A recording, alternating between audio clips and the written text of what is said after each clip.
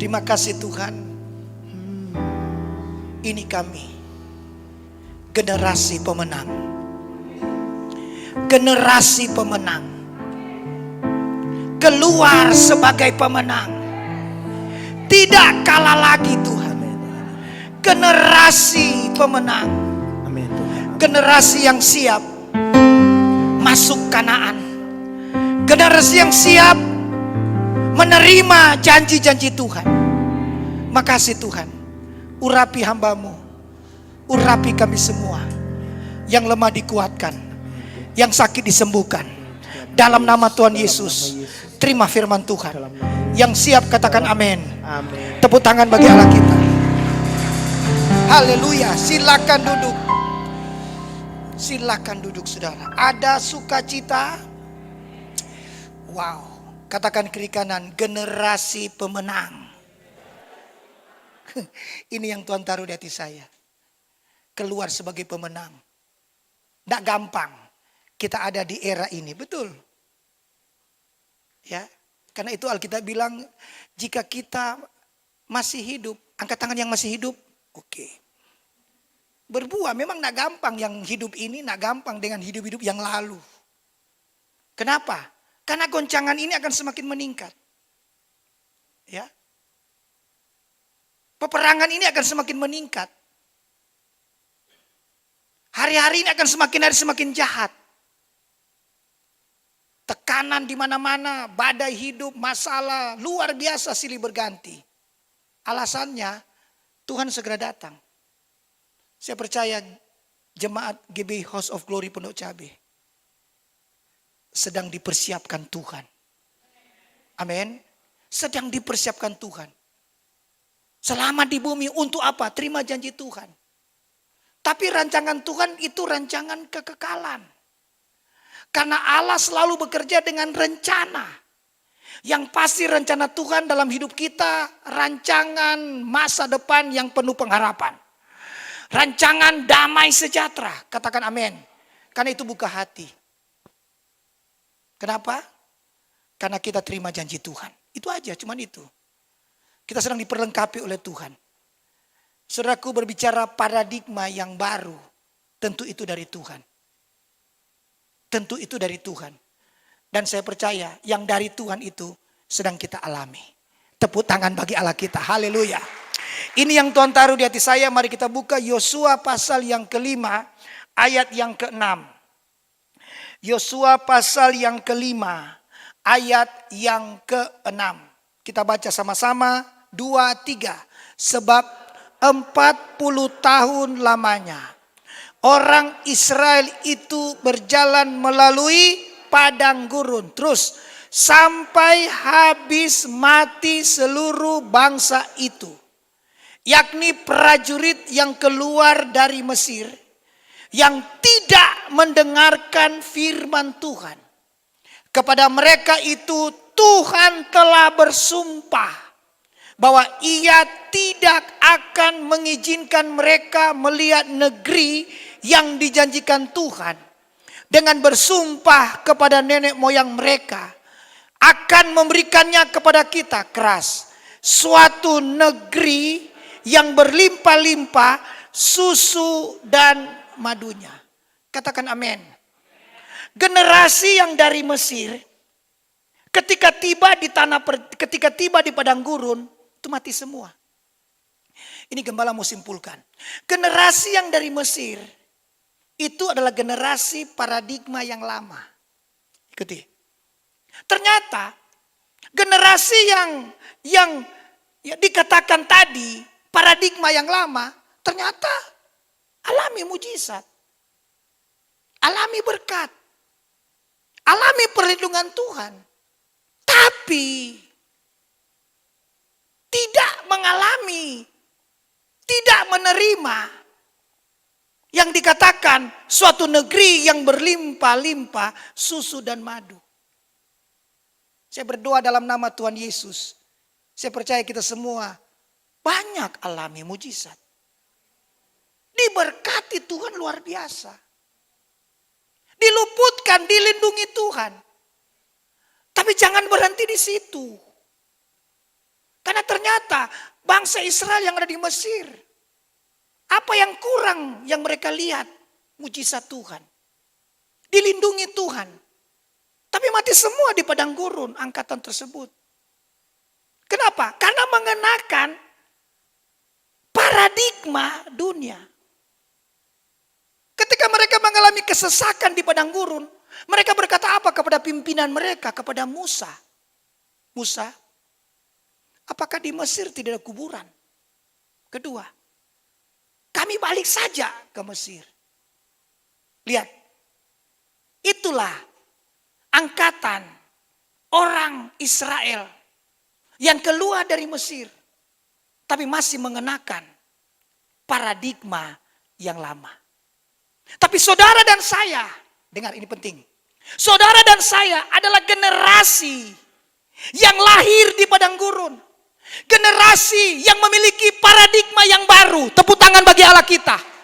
Puji Tuhan. Saudara dan saya sedang dipersiapkan Tuhan. Tadi gembala katakan tidak mudah hidup di situasi, di kondisi akhir zaman ini. Betul, tidak mudah. Tapi kalau Tuhan izinkan kita masih ada di sini, suatu pelajaran bagi kita yang sudah diberkati, sudah banyak alami mujizat, sudah banyak mengalami perlindungan Tuhan. Jangan sampai kita masih sama seperti bangsa Israel yang sudah keluar dari Mesir, tetapi mati semua di padang gurun. Hanya Yosua dan Kaleb di angkatan mereka itu. Kenapa? Karena pola dunia. Sudut pandang dunia masih mengikat mereka. Sehingga mereka tidak menerima suatu negeri yang berlimpah susu dan madu. Gembala berdoa dalam nama Tuhan Yesus. Kita semua, amin. Juga yang ada di rumah-rumah yang sedang mendengarkan firman Tuhan ini. Buka hatimu. Pastikan saudara dan saya adalah generasi yang lahir di padang gurun. Generasi pemenang. Generasi yang keluar sebagai pemenang. Katakan amin. Beri kemuliaan bagi Allah kita. Haleluya. Mari kita lihat beberapa hal. Generasi yang lahir di padang gurun. Generasi pemenang. Generasi yang keluar sebagai pemenang. Yang pertama. Generasi yang lahir di padang gurun yang berbeda dengan lahir di Mesir. Generasi yang lahir di padang gurun adalah generasi yang memiliki paradigma yang baru. Amin. Sedangkan generasi yang dari Mesir adalah generasi yang mengenakan paradigma yang lama. Sehingga tidak menerima janji Tuhan. Saya berdoa kita semua terima janji Tuhan. Hal yang pertama, next, ayo kita mulai. Katakan kiri kanan, mari kita mulai. Yang pertama, ayo buka. Yosua 2 ayat pertama. Yosua pasal 2 ayat yang pertama. 2, 3. Yosua bin Nun dengan diam-diam melepas dari Sitim 2 orang pengintai. Katanya, pergilah, amatilah negeri itu dan kota Yeriko. Maka pergilah mereka dan sampailah mereka ke rumah seorang perempuan sundal yang bernama Rahab, lalu tidur di situ. Loncat ayat 23. Ayat 23. 23. Maka pulanglah kedua orang itu. Mereka turun dari pegunungan. Lalu menyeberang dan sampai kepada Yosua bin Nun. Kemudian mereka ceritakan segala pengalaman mereka.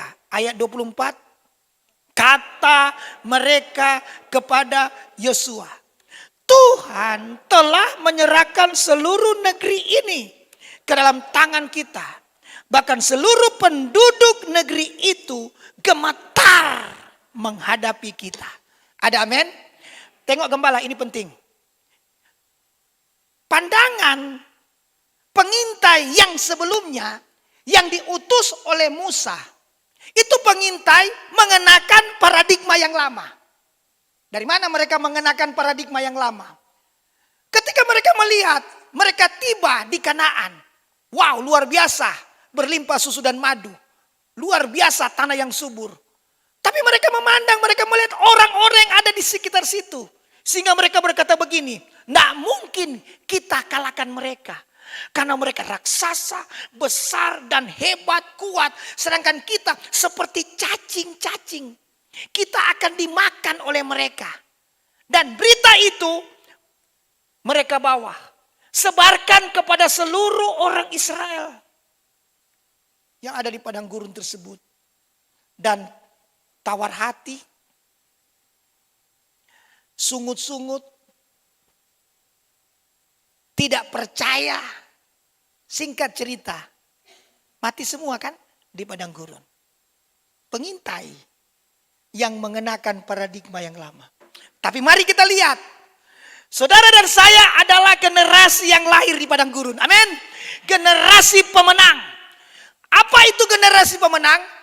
Yosua menyadari pengalaman bagaimana dulu teman-temannya membawa berita paradigma yang lama dari dunia itu. Tetapi yang diutus oleh Yosua, pengintai paradigma yang baru. Tadi kita sudah baca, kita lihat kata mereka kepada Yosua. Jadi bukan Yosua yang katakan, kata mereka ini pengintai. Mereka berkata begini, Tuhan telah menyerahkan seluruh negeri ini. Beda kan? Lihat perbedaan pengintai paradigma yang lama dengan pengintai paradigma yang baru. Mereka katakan apa? Tuhan telah menyerahkan seluruh negeri ini. Bahkan seluruh penduduk negeri ini gemetar menghadapi kita. Sangat kebalik. Berbeda luar biasa. Saya percaya saudara saya adalah generasi pemenang. Amin. Catat.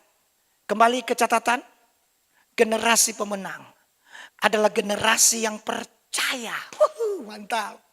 Generasi yang percaya kepada janji-janji Tuhan. Tepuk tangan bagi Allah kita. Haleluya. Ini dia. Saudara dan saya, generasi yang dipersiapkan Tuhan untuk suatu negeri. Generasi yang dipersiapkan Tuhan untuk menerima janji Tuhan. Amin, amin. Dan masuk surga. Kenapa? Karena saudara saya adalah generasi yang mengenakan paradigma yang baru. Generasi yang percaya kepada janji Tuhan. Roma 8 ayat 17. Siapakah kita? Anak-anak Allah. Angkat tangan anak-anak Allah.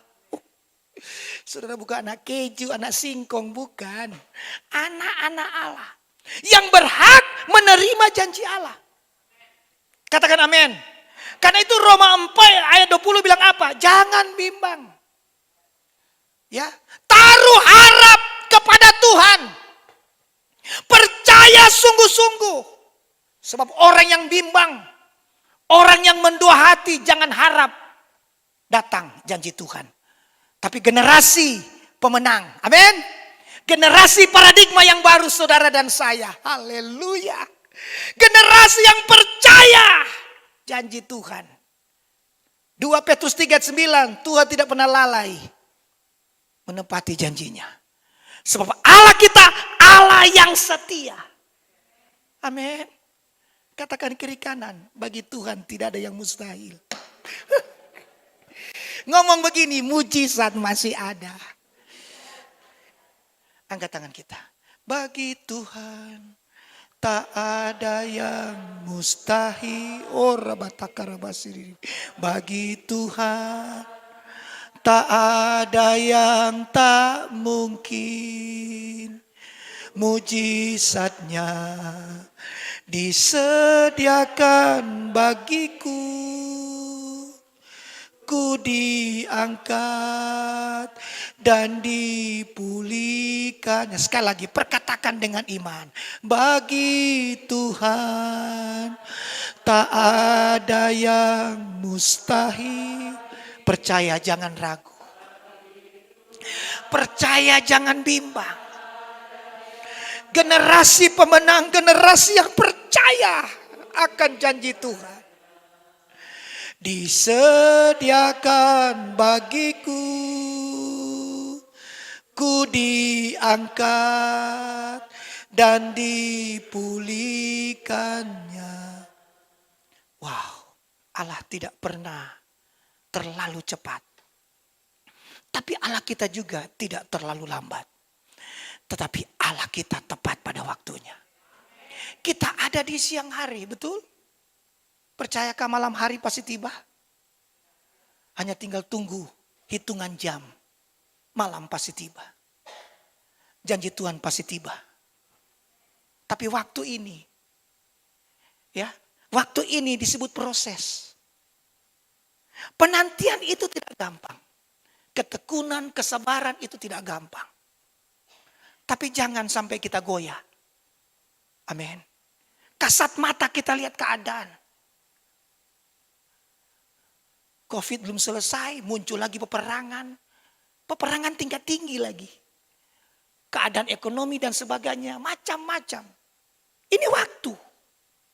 Tetapi saudara dan saya adalah generasi pemenang.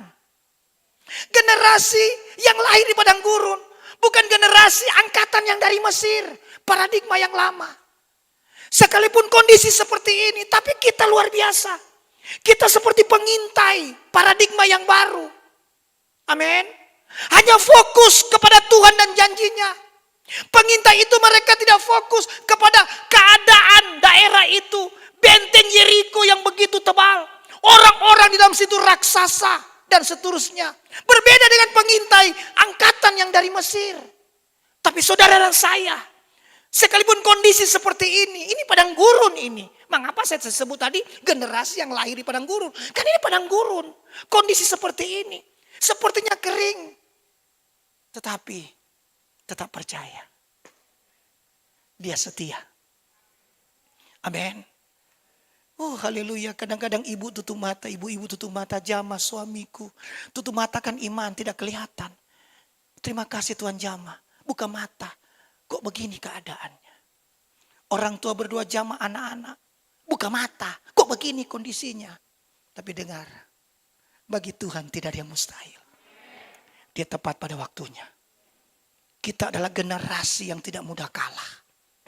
Kita generasi yang keluar sebagai pemenang. Jangan lihat situasi kondisi. Tetap percaya. Tuhan sudah memberikan suatu negeri yang berlimpah susu dan madu. Janji Tuhan digenapi. Tepuk tangan bagi Allah kita. Haleluya. Mari kita lihat lagi ciri yang kedua, generasi pemenang. Generasi pemenang. Yang kedua, Yosua pasal 3 ayat 4. Yosua 3 ayat yang keempat. Yosua pasal yang ketiga ayat yang keempat. 1, 2, 3. Hanya antara kamu dan tabut itu harus ada jarak. Katakan harus ada jarak. Ya. Kira-kira 2000 hasta panjangnya. Janganlah mendekatinya. Apa maksudnya? Supaya kamu mengetahui jalan yang harus kamu tempuh.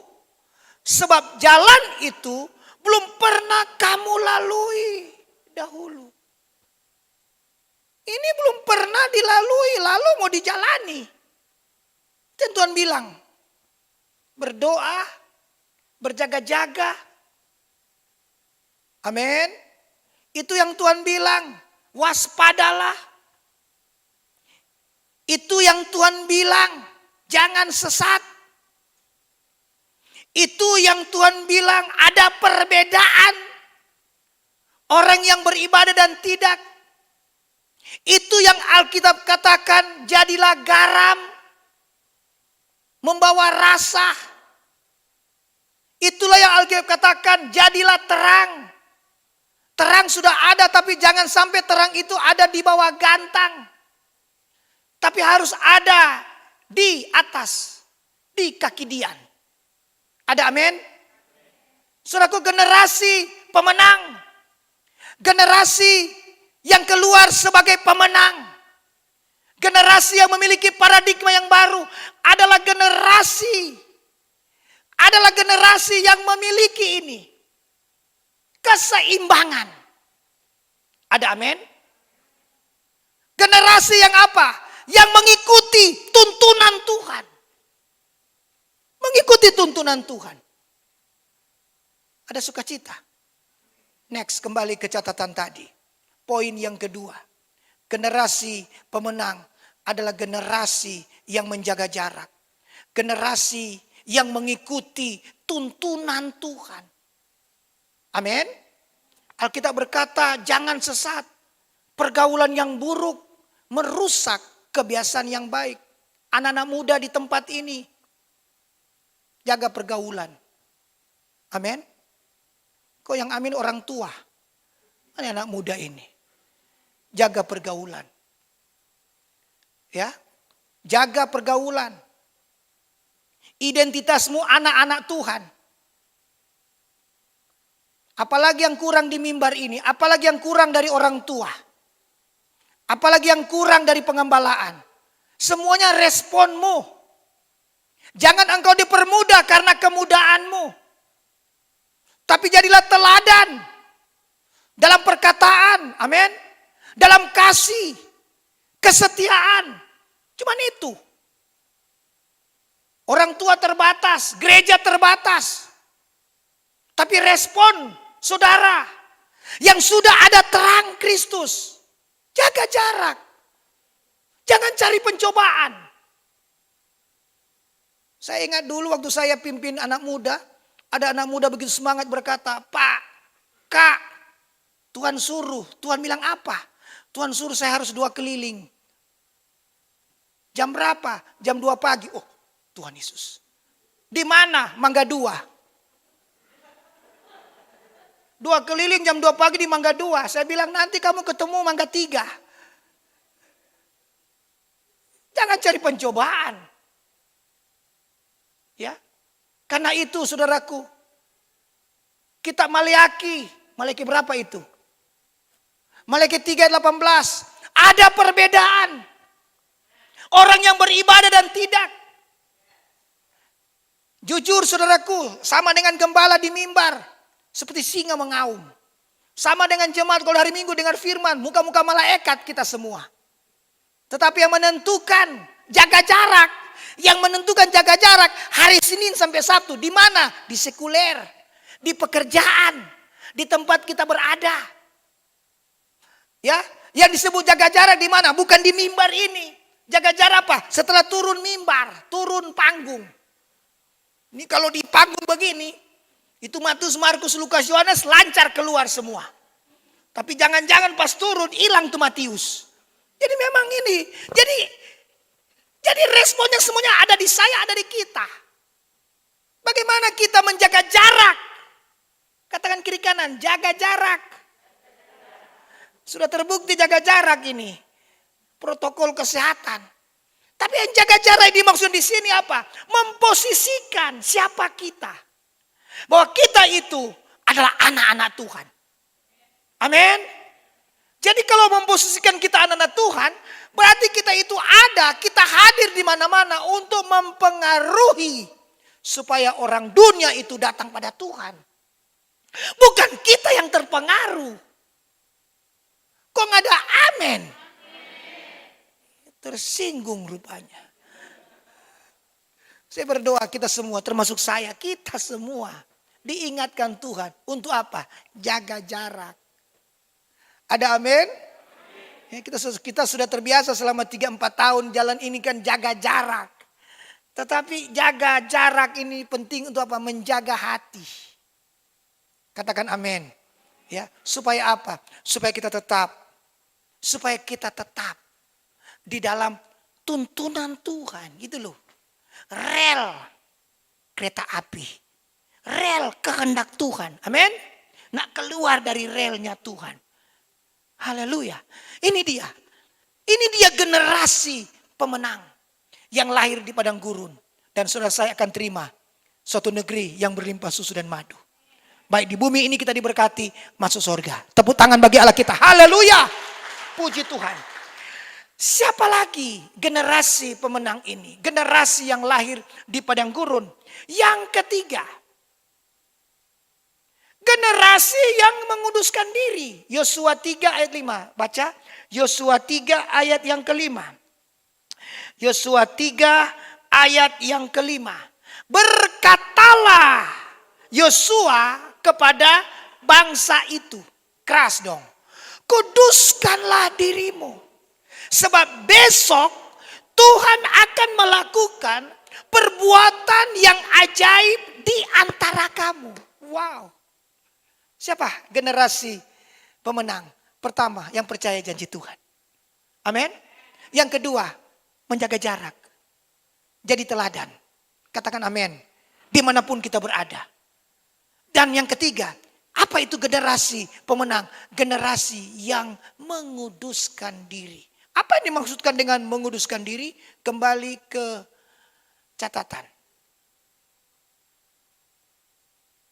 Generasi yang menguduskan diri adalah generasi yang menunjuk kepada prinsip bahwa Allah tidak akan bertindak penuh kuasa dari umatnya jikalau hati mereka belum kudus dan selaras dengan kehendaknya. Katakan amin. Jadi kata menguduskan di sini yang Tuhan minta kepada kita sebagai generasi yang siap menerima suatu negeri yang berlimpah susu dan madu, yaitu apa? Keselarasan. Maksudnya keselarasan apa? Seluruhnya. Apa tuh seluruhnya? Roh, jiwa, dan tubuh. Amin. Biarlah semoga Allah dan sejahtera menguduskan kita seluruhnya. Roh, jiwa, dan tubuh terpelihara sempurna. Tak bercacat pada kedatangan Yesus yang kedua kali. Katakan amin. Saudaraku, kenapa Allah tidak maksimal bekerja secara penuh atas hidup kita? Karena kita tidak menguduskan diri. Kita tidak mau selaras dengan detak jantungnya Tuhan. Kita tidak mau selaras dengan hatinya Tuhan mau apa. Kita kadang-kadang memaksakan Tuhan supaya apa? Supaya Tuhan melakukan apa yang ku mau. Tapi kata menguduskan di sini, ya, generasi pemenang ini mereka cuma buka hati. Besok engkau akan lihat, engkau akan terima suatu negeri yang berlimpah susu dan madu. Dari sekarang buka hati. Dari sekarang sekarang ini bicara hari ini, sekarang ini kita menguduskan diri. Berulang-ulang gembala katakan di mimbar ini, tidak ada yang kebal dosa, belum ada yang sempurna. Belum ada. Tetapi karena di tempat ini kita selalu buka hati. Penuhi terus Tuhan. Penuhi terus dengan Roh Kudus. Karena Roh Kudus yang membantu kita. Amin. Bukan kuat dan gagah kita. Tapi Rohku kata Tuhan. Katakan amin. Kita hanya berkata Tuhan, mampukan saya. Ya, Tuhan mampukan. Sehingga apa? Selaras dengan hatinya Tuhan. Saya percaya ketika kita selaras dengan Tuhan. Ya, menguduskan diri, Tuhan mampukan saya. Dia akan berikan kita kekuatan. Sehingga kita akan terima sepenuhnya kuasa supranatural yang tak terbatas itu dari Tuhan. Tepuk tangan bagi Allah kita. Haleluya. Apalagi generasi pemenang. Apalagi generasi yang memiliki paradigma yang baru. Yang keempat. Haleluya. Variasinya itu mantap ya. Goyang kiri, goyang kanan, sampai gembala, sampai miring kiri, miring kanan. Apa ini? Generasi pemberani. Dahsyat. Buka Yosua berapa itu ya? Yosua 3. Yosua 3 ayat yang ke-17. Betul ya? Yosua 3 ayat yang ke-17. 2, 3. Tetapi para imam pengangkat tabut perjanjian Tuhan itu tetap berdiri di tanah yang kering di tengah-tengah sungai Yordan. Sedang seluruh bangsa Israel menyeberang di tanah yang kering. Sampai seluruh bangsa itu selesai menyeberangi sungai Yordan. Tolong gembala ingin jelaskan. Jadi Bapak Ibu Saudara, ini sungai Yordan awalnya itu meluap. Ya. Jadi kalau pakai paradigma yang lama, tentunya tunggu dong sampai banjir bandang selesai. Itu kan paradigma yang lama. Tunggu dong sampai surut. Tunggu sampai kering. Tapi luar biasa ini. Mengapa saya katakan generasi pemenang ini generasi pemberani? Dengar baik. Sungai Yordan lagi meluap. Dengan berani karena Tuhan tadi. Karena tadi mereka sudah menguduskan diri. Sehingga selaras dengan hatinya Tuhan. Ini bukan nekat-nekat ini. Makanya berani dan nekat itu beda-beda tipis. Ya kan? Tapi mereka ini ada keberanian yang berbeda ini. Tapi karena sudah menguduskan diri, jadi kuasa supranatural tak terbatas itu sudah memenuhi mereka. Sehingga mereka punya apa? Keberanian yang luar biasa menyeberang Sungai Yordan. Berani yang pertama, menyeberang. Berani yang pertama menyeberang di tengah sungai yang meluap. Berani yang kedua, setelah mereka menyeberang, kering tuh air. Lalu mereka berdiri di tengah-tengah yang kering itu. Apa nak ngeri itu? Biasanya kalau paradigma yang lama, pertama tidak mungkin menyeberang. Yang kedua, sudah menyeberang, sudah kering. Masih nunggu di situ. Harusnya kan cepat-cepat lari dong. Nanti air datang. Banjir bandang datang. Kalau di mana bilang apa? Guhi ya. Kan? Karena rumah kami dulu dekat sungai. Jadi saya seringkali kalau nyebrang sudah lihat, banyak langsung lari. Nggak mungkin saya tunggu. Tapi ini kondisi mereka. Sudah berani yang pertama, berani yang kedua. Mereka berdiri di tanah yang kering. Waduh. Ini 2 kali ganda keberanian. Dengar pewahyuan yang Tuhan berikan. Hari-hari ini gereja sedang diberikan keberanian seperti ini. Kenapa? Karena tingkat peperangan akan semakin tinggi. Dan catat ini. Goncangan akan semakin kuat. Tapi justru kita tidak takut. Apapun yang terjadi, kita tidak akan takut lagi. Kenapa? Karena pola pikir kita sudah pola pikir surga. Karena kita adalah generasi pemberani. Bukan nekat, bukan konyol.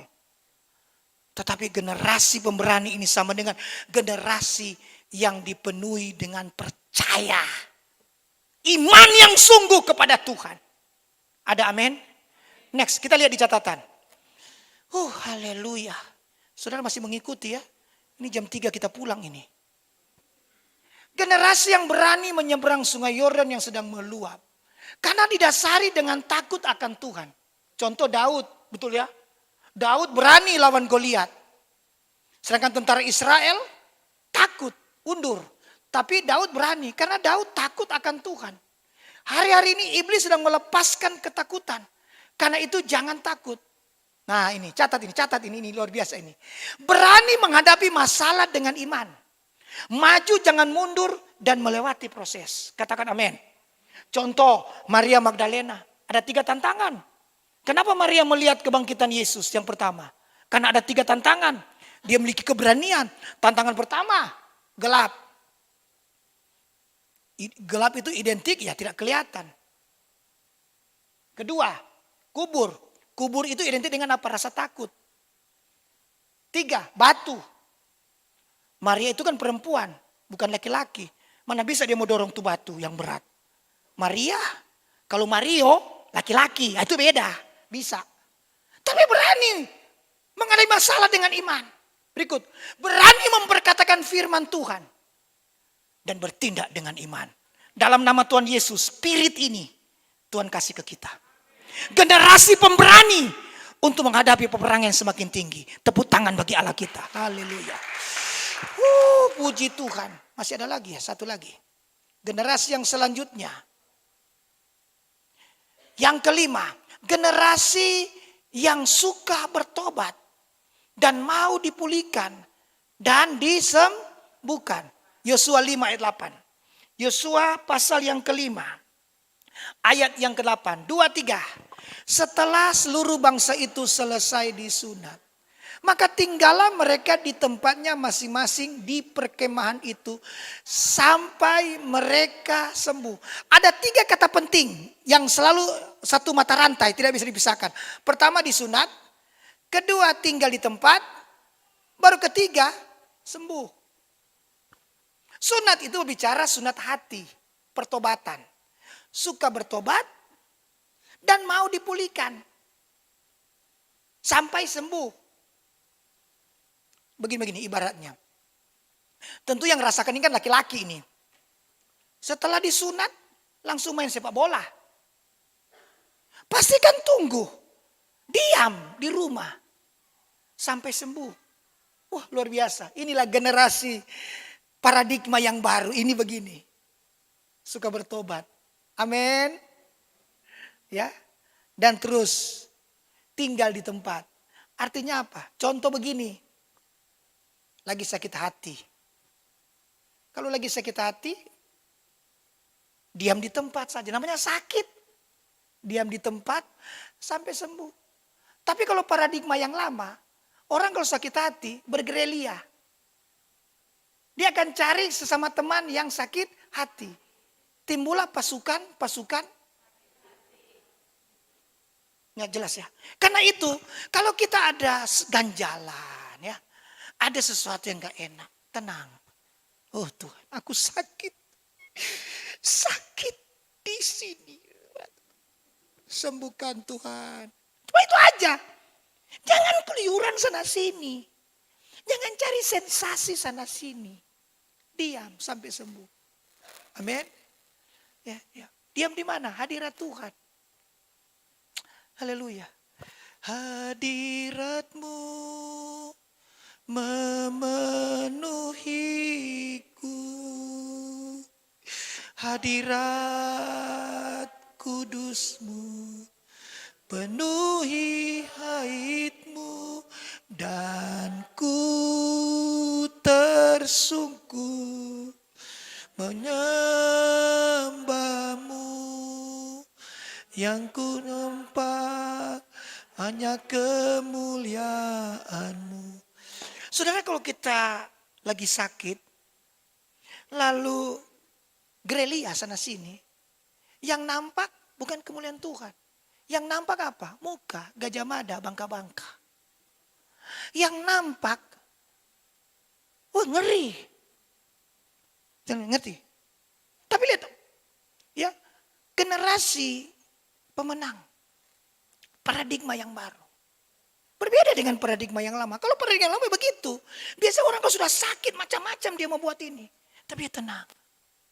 Dia cuma buka hati di kemah Tuhan. Hadirat-Mu memenuhiku. Hadirat kudus-Mu penuhi bait-Mu dan ku tersungkur menyembah-Mu. Apa? Yang ku nampak hanya kemuliaan. Saya tidak tahu keadaan saudara datang hari ini seperti apa hatimu. Hanya Tuhan yang tahu. Tapi tidak kebetulan engkau ada di rumah Tuhan. Itu yang membuat kita sembuh. Tepuk tangan bagi Allah kita. Terakhir. Generasi penerus. Generasi pemenang. Yang terakhir. Satu lagi.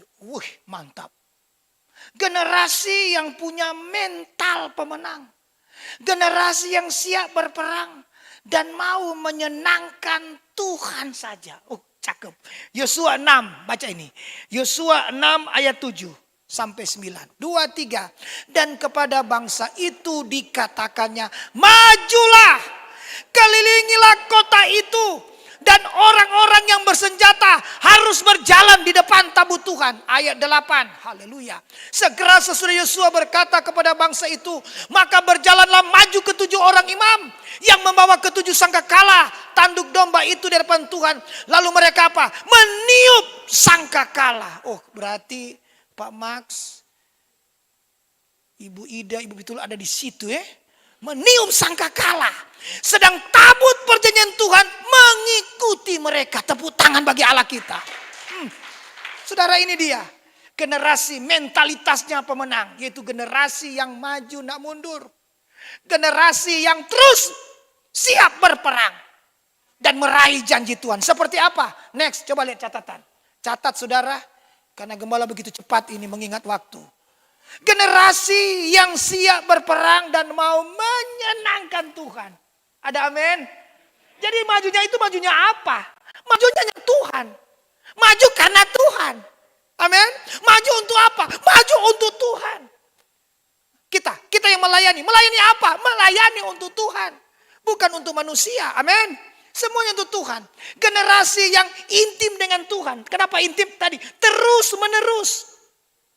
Terus menerus. Hari pertama, hari kedua, hari ketiga, hari keempat, hari kelima, hari keenam. Hari yang ketujuh tambah semangat. Hari yang ketujuh justru lebih semangat lagi. Putar selama 7 kali dalam sehari. Biasanya paradigma lama, lama, semakin loyo. Letih, lemah, lele-lele itu ya. Tetapi paradigma yang baru ini, generasi yang mentalitas pemenang, artinya apa? Tambah lama tambah semangat. Tambah lama tambah kuat dalam Tuhan. Yang melayani tambah semangat melayani. Cinta mula-mula dengan Tuhan. Amin, amin. Terus menerus. Sangkakala berbunyi. Sampai pada akhirnya benteng Yeriko itu runtuh. Bukan kekuatan mereka. Tapi karena ini. Karena mereka siap berperang. Dan cuman ini. Menyenangkan Tuhan. 3 karakter mentalitas pemenang. 1. Seorang prajurit. Yang terus dia berjuang cuman 1. Menyenangkan komandan. Seorang olahragawan. Ini dia. Hanya mengikuti peraturan ketaatan. Seorang petani. Bekerja keras. Tidak mau menyerah pada keadaan. Ya. Tahu kan petani kan? Tanam. Harapkan hujan. Cukup lama diharapkan hujan. Hujan datang. Dia berkata, hore hujan datang. Nggak berhenti-berhenti itu hujan. Banjir. Apakah dia putus asa? Tidak. Dia tanam lagi. Berharap panas. Panas tiba. Hore panas. Kepanasan. Berlarut-larut kemarau tiba. Tapi dia tidak pernah menyerah. Nah, karakter itulah kita. Sampai di sini mengerti? Demikianlah firman Tuhan. Tepuk tangan bagi Allah kita. Puji Tuhan. Mari kita bangkit berdiri.